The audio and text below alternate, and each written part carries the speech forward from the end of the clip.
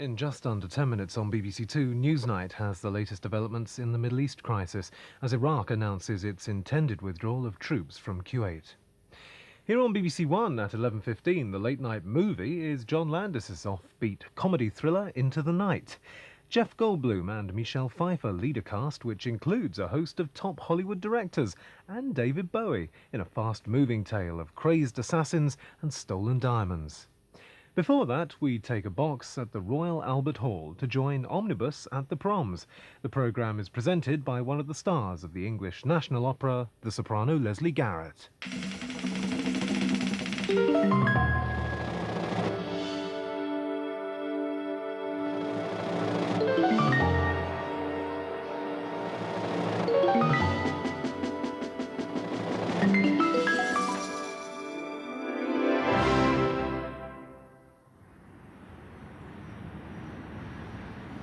Here in London, it's one of the hottest days of the year.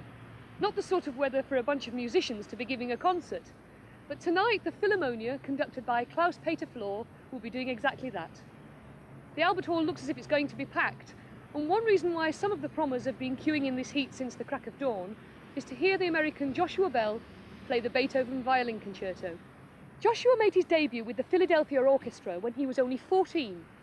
He's one of the few child prodigies that has managed to survive the move from whiz kid to mature artist. At 22, he's already recorded many of the major concertos, and he's been performing all over the world for years. But before we hear him play, let's cross the Atlantic and meet this young violinist in his hometown of Bloomington, Indiana.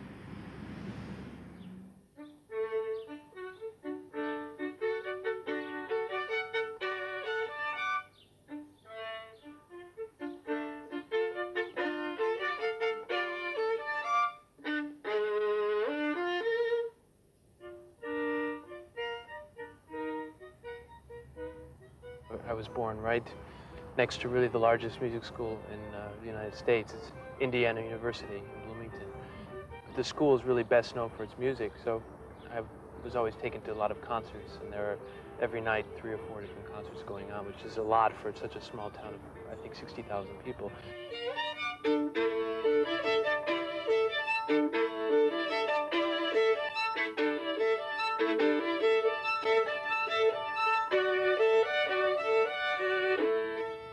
The biggest influence on my musical life has been my teacher since the age of 12, Joseph Gingold, who is an internationally renowned teacher. People come from really everywhere to study with him, and I was right there. And he's been really the biggest influence on me, and I still go to him today for lessons or play things for him, and he's almost like a grandfather to me. He came here when he was 12 years old. I never had an unhappy moment.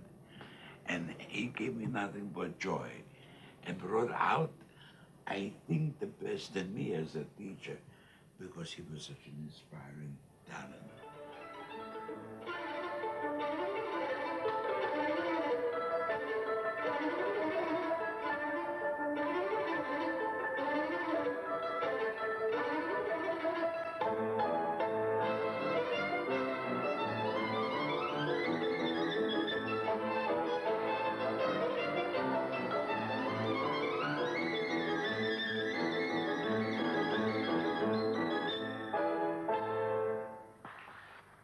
It was just great. It still is great. Whenever he comes to Bloomington, he always says hello, but brings his violin along. And he knows how much that means to me.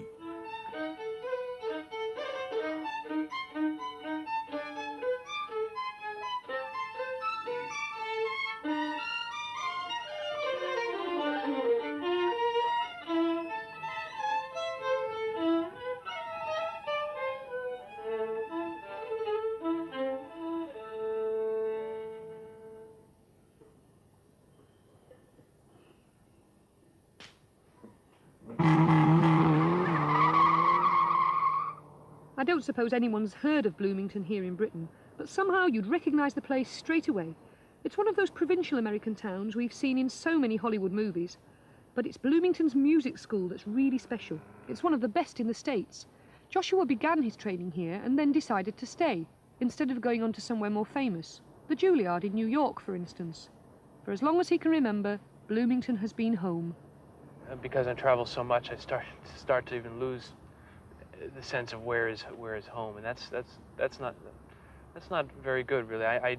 That's why I really still have kept my roots in Bloomington, even though now I live in New York City much of the time, but still Bloomington is home. Do you feel that Bloomington's a place where you concentrate best? I mean, it must be very difficult when you're all over the world, finding a place to concentrate on practicing.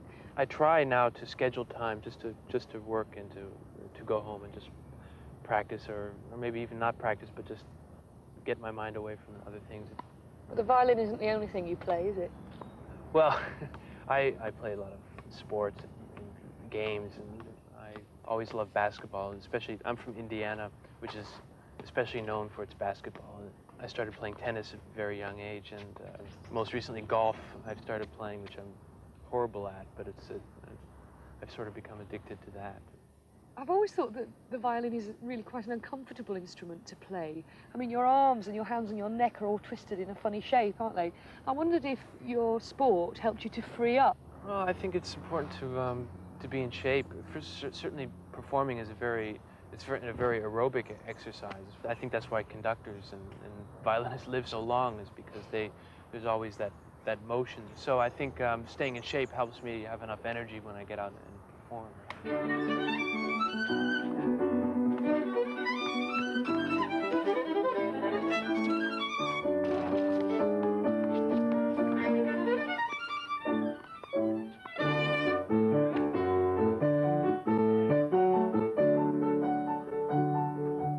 Luckily, my parents always allowed me to do a lot of things, and I had a relatively normal childhood. That's why I really still have kept my roots in Bloomington, and my parents still live there on their farm, and getting back there to my family, my sisters, my horses and dogs and cats, and it's a very important part of my life. Joshua's no stranger to London or any of the world's capital cities. Although he finds it vital to come home regularly, he inevitably sees less and less of Bloomington. This season alone he has recitals in New York, Paris, Rome and London, as well as tours of Holland and Japan. He made his London debut with the Royal Philharmonic Orchestra 3 years ago, and now performs over 100 concerts a year. That's 2 a week. I couldn't help wondering if the strain was beginning to tell. Yeah, right now I'm playing a lot of concerts, and I think this is the time to do it for me, because I love performing, and I'm young, I have a lot of energy, and so I don't get tired very much, and so I think I learn most from getting out and performing, I think, more than anything. Are you performing the same group of concertos all the time, or are you adding new ones to your repertoire as you go along? It's hard to add new things to my repertoire when I'm constantly keeping the 20-odd concertos that I have in my repertoire, keeping them in my fingers. 20 concertos? Your fingers must be stumps. That's amazing. Well, I don't ever practice really more than 4 hours a day. I start losing concentration after 3 or 4 hours, and I find if I can concentrate well, I don't need more than that, and I've really never practiced more than that, and it becomes counterproductive, really. I've often thought that there's a great similarity between the violin and the voice. My singing teacher often tells me to imagine I'm bowing a violin when I'm producing a sound, and I think violinists are taught to sing when they bow. There just seems to be a lot of similarities. There are a lot of similarities, and even when I play music, and I think music in general, in any instrument, even the piano, I think we all still try to copy the voice in a certain way. It often, just thinking of the way one would sing a phrase helps in playing an instrument. The Beethoven Violin Concerto that you're going to perform tonight, is that a special favourite? Actually, the Beethoven is probably my favorite violin concerto. If I had to pick one, I mean, it's hard to say it's greater than Brahms or Mozart, but the Beethoven is really, has always been considered the ideal concerto. It's also probably the most difficult in some ways. I mean, it's so pure and so exposed, like a Mozart concerto, but at the same time it has the technical difficulties of any of the big concertos. And so it's probably the most challenging musically and technically.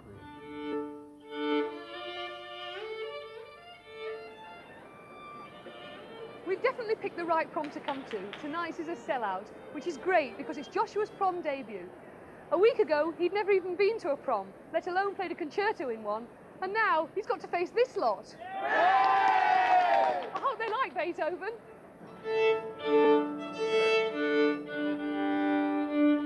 Tonight's the first time that Joshua will perform with the East German conductor Claus Peter Flor. He's the artistic director of the Berlin Symphony Orchestra, but despite his busy international schedule, he's built a really good relationship with tonight's orchestra, the Philharmonia.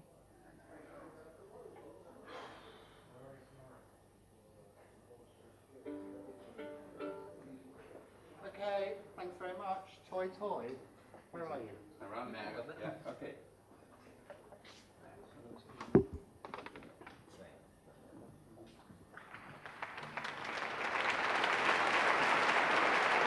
So finally, here comes Joshua Bell to give his first promenade concert playing the Beethoven Violin Concerto. It's in 3 movements.